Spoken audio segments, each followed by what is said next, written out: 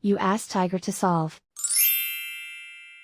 This deals with linear equations with one unknown. The final result is z equals 7. Let's solve it step by step. Simplify the expression. Expand the parentheses.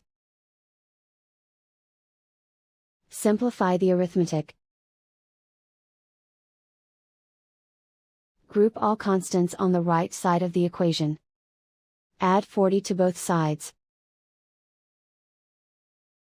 Simplify the arithmetic.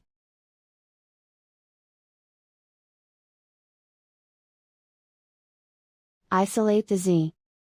Divide both sides by 8. Simplify the fraction.